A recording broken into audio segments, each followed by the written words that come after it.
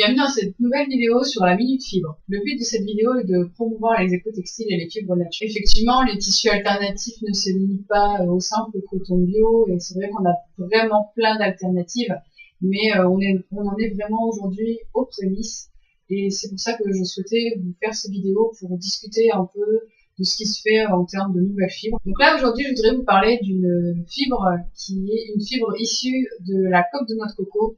C'est une fibre qui s'appelle Cocona et qui a été développée par Gregory Hague. Donc le procédé est plutôt simple. En fait, les fibres de noix de coco sont récupérées puis broyées en petites particules riches en charbon actif. Une fois la fibre de noix de coco broyée en petites particules de charbon actif, celle-ci va être mêlée au polyester en fusion afin de former un fil. Le mode de filature utilisé, c'est un mode de filature traditionnel avec la chaîne et la trame. Par rapport aux proportions utilisées dans la composition du matériau, donc il faut savoir que en général, dans un textile, la fibre de noix de coco y est présente de 60 à 80%. Et à cela est ajouté du polyester ou du polyamide. Info pour les acheteurs, il faut savoir que plus il y a de coconut dans le textile, plus le textile sera foncé. Par rapport aux propriétés qu'offre la fibre, il faut savoir qu'elle est un bon protecteur UVA et UVB. Elle est également très résistante à l'eau et elle résiste à la lumière du soleil. Par contre, le gros désavantage dans l'utilisation de la fibre de coco, c'est que malheureusement, on ne peut pas teindre cette matière.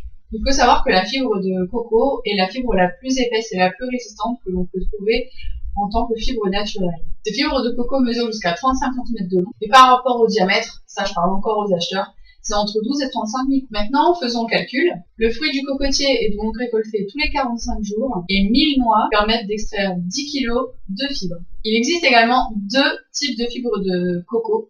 Il y a les fibres blanches et les fibres brunes. Il faut savoir que ce sont les fibres brunes qui sont le plus fréquemment utilisées. Mais alors, qu'est-ce qu'on fait avec de la fibre de coco? Vous l'avez deviné, de par ses propriétés anti-UVA, anti-UVB, de par sa résistance à l'eau, en général, la fibre de coco va plutôt être utilisée en tant que géotextile, par exemple pour faire des filets de pêche, des cordages, des toiles, des brosses, des paillassons, des tapis, mais aussi plutôt dans la déco, dans du bourrage de matelas, dans les sièges de voiture également. Mais quelques marques commencent à utiliser la fibre de coco dans l'habillement et dans les chaussures. Et le petit plus de cette matière est que les débris issus du défibrage constituent un très bon engrais et fertilisent les sols. Alors vous trouverez des producteurs de fibres de coco en Inde, en Thaïlande, au Sri Lanka, au Vietnam, aux Philippines, mais encore en Indonésie et en Malaisie. Petite info également, j'ai vu qu'en Inde, il y avait un festival international de la fibre de coco. Donc je pense que cette fibre est une fibre à suivre puisqu'elle se développe énormément et il faut savoir aussi qu'il y a environ 95 pays dans le monde qui produisent de la noix de coco.